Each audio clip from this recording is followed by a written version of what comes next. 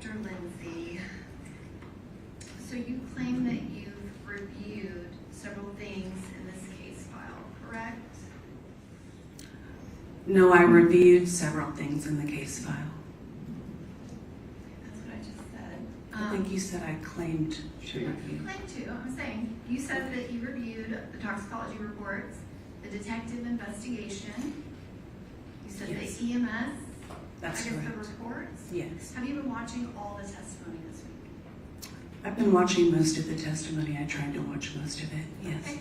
And you reviewed the bond hearing transcript, correct? That's correct. And the Pandora records and the medical examiner records, correct? That's correct. And so you heard Dr. Carney's testimony before this jury, is that right? That's correct. And you heard Dr. Kowalewski's testimony before this jury, is that correct? Yes, that is correct. And you also heard Dr. Midthen's testimony before this jury, correct? Yes. Okay. And so you were talking about the methamphetamine and the marijuana that came up in the assay test on the comforter. That's what you started out talking about. Do you remember that? I remember it was mentioned, but that was one of the side tests that were done, or one of the results that came up, but it wasn't validated. Correct. It wasn't validated because they can have false positives, correct? I believe it wasn't valid. Well, yes, because of the iron ratios, they weren't correct. And that's what Dr. Midthen testified to, is that it could be a false positive. It did not mean anything. She just noted it, correct? That's correct. And you would not report out something that is that low level, correct? So there was a difference between the ion ratios being off and it being a low level. I don't believe she said that they didn't report it because of the low level. I can go back and check the testimony, or you can put it It up. was the ion ratios were off. It was something that she couldn't report, correct? Right, and they didn't run it again to see, because I think they were concentrating on the cocaine and the fentanyl. So, yeah, they only ran it that one time. You would agree that Ms. Benning had multiple tests run and none of them tested positive for methamphetamine, correct? Oh, correct, yes. Okay, and none of them tested positive for marijuana either, correct? Correct. Okay, and also when she got to the hospital, she did not have alcohol in her system. That came back negative, correct? No, you can't say that because the reporting threshold is 10 nanograms per mil. So as I discussed earlier, anything below that 10 nanograms per mil will be reported as a negative. Okay, but So we can only say that it was reported as a negative, that it was either negative or less than 10 nanograms per mil. okay, so if the cocaine was dissolved in a very small amount of alcohol and put in her drink and she ingested it that way, Yes. that would explain the cocoethylene that is apparently so incredibly important. It would have to be a larger amount of ethanol, not just a little bit, in order to come up in the assays. So we're not talking like a teaspoon. I think somebody had said something crazy like vanilla before. Well, you just said somebody said something crazy. That's interesting because you're saying that it came up in the comforter, the cocoethylene, correct? In the vomitus, yes. Okay, but Dr. Midthen's report specifically does not even have a numeric value if the response was so low. Yet it's still persisting in other matrices a couple days later, so it just hadn't formed all the way probably. It literally does not have a numeric value. That is how low it is. Okay, but it's still persisting in other matrices days later, so we know that it was at a higher value then, even given its half-life. Days later, when she's in the hospital receiving medication after medication after medication, trying to keep her alive on life support because she ingested liquid cocaine. correct? You don't know that. Dr. Lindsay, you have heard Excuse three me. experts You don't need to raise your voice. testify. Okay, have a seat, Ms. Collins, just ask your question in a reasonable manner. Dr. Lindsay, you have heard three experts testify that it was ingested and it had to be a liquid. It was in her drink. Are you testifying? Because there's Please nothing. don't interject yourself. Just keep yourself calm as well. You don't ask questions, okay? I'm sorry. Okay. There is Now, nothing. what is your question? You said three experts said X. What is your question? You've heard the three experts testify that it was ingested orally, correct? I've heard them testify that it could have been ingested orally. Have you heard them testify that there was no evidence that it was ingested in any other manner? No, I haven't. You haven't heard that testimony? I have not. If you point it out, I would be happy to look at it. Okay, so you didn't hear Dr. Carney's testimony when she described her autopsy.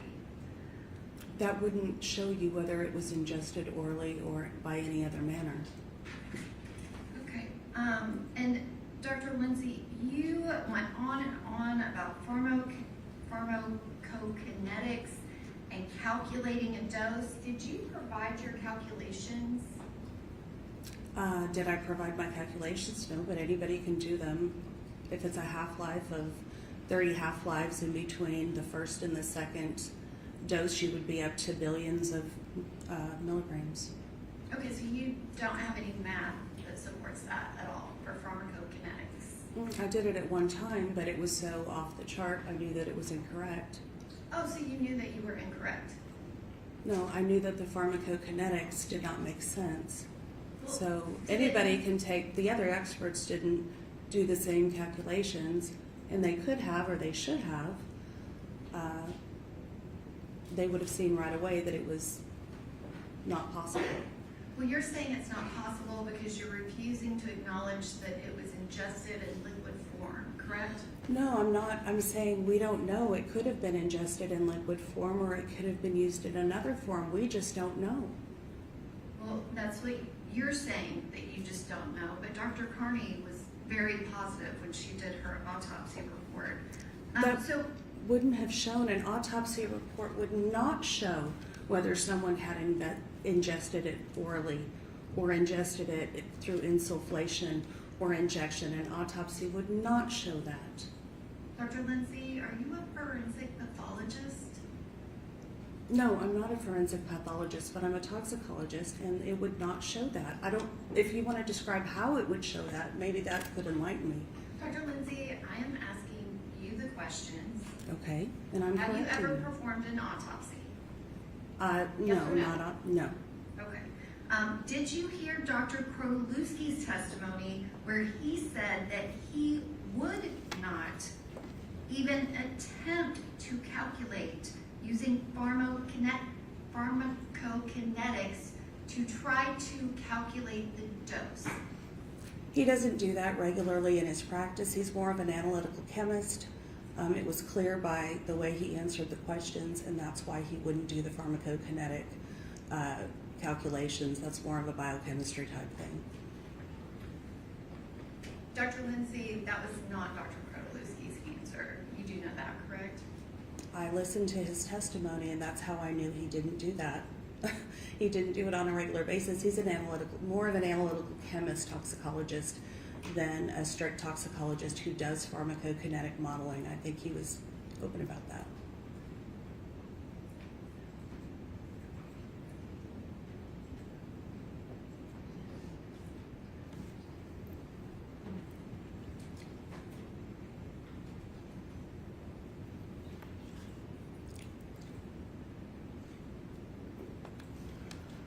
Okay. Dr. Lindsay, I know that you do. So you're saying that you reviewed everything in the investigation file and the testimony at the bond hearing, correct? Yes, that's correct. But you are here testifying that you think it's possible that Jake Benning was drinking 4 drinks doing cocaine, how was she doing it again? We don't know. Okay, but what did you use for your pharmacokinetics calculation? So that's a little bit different. What I'm saying is we don't know whether she ingested it orally or whether through insufflation or whether injection. We just don't know because the numbers don't tell us. And the only reliable numbers we have are from a tube that did not have preservative in it. So while a ratio in a proper tube might give us an idea of whether it was orally ingested in case it, instead of insufflated, we didn't have that because we have the tube that didn't have the proper preservative in it. Okay, so my question is, for the pharmacokinetics that you testified about, I think at one point you said 16 to 8 balls. What was the ingestion method that you used for that pharmacokinetics calculation? So I did assume an oral bioavailability for that. Oh, gosh, should have been using that before. So you assumed liquid cocaine. Cocaine taken orally. Dissolved in a liquid. It doesn't have to be dissolved in a liquid. It's the same thing if you take it orally or food, liquid, whatever. It's going through the metabolism that way instead of going through insufflation or vaginal insertion or whatever. So you said that, and then immediately afterwards you said, but you can't calculate the pharmacokinetics with this case. Correct. So you calculated it, and then you said you cannot calculate it in this case. Yeah, so the history is that when I tried to apply proper pharmacokinetics to this case, it didn't work. And so then I went into researching, because it wasn't plausible, then I went into researching, well, why could that be? And then there are a couple articles that I provided the literature here. The best one is Chang et al., who goes into the pharmacokinetics of cocaine and fentanyl taken together and how they both inhibit each other's clearance. What does that mean practically? They both inhibit each other's half-life or clearance. So we don't know how much. Dr. Lindsay, you're going on and on about cocaine and fentanyl. Those aren't the facts of this case. Dr. Lindsay, you do agree that on the internet there is information about liquid cocaine. Do you agree with that? Yes, can we clear up the last statement? Do you want to start arguing with her? No, she just made a factually Okay, if incorrect your lawyers, statement. they want to ask you, they'll ask you. Go ahead. Okay. What is your literature about liquid cocaine? It's on the internet, correct? There's rehab facilities that have internet pages. When you go to it, it says do not ingest it this way because it is lethal and it will kill you. You have seen that, correct? Yes, if you orally use cocaine, you can overdo the amount because the bioavailability is less and it takes longer to absorb. And it is known to cause death. It is lethal, correct? No, lots of people use cocaine that way. I mean, it's not preferable. You kind of waste part of the drug, but apparently the high is supposed to be better.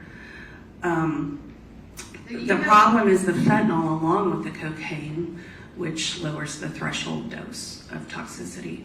Okay, so if a website says that it increases the risk of sudden death, you're just saying not really, even though. I'm saying it doesn't cause death in all cases. But it can cause death, and there is information on the internet that warns people about that. Don't you agree?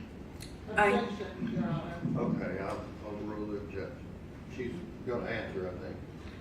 Yes, of course it can cause death. It depends on the amount. And you would agree, too, that there is a lot of information on the internet about cocaine and that it can cause a placental abruption or a spontaneous abortion if used when pregnant, correct? Cocaine can cause myocardial infarctions, including things like placental abruptions. Yes, it can. I mean, this is the U.S. Department of Justice 1988 cocaine use in pregnancy can lead to spontaneous abortion of the fetus. Yes, it can also lead to birth of those babies, which everybody knows about, the crack babies, the cocaine babies that are adopted, thankfully. Thank you, Dr. Lindsay.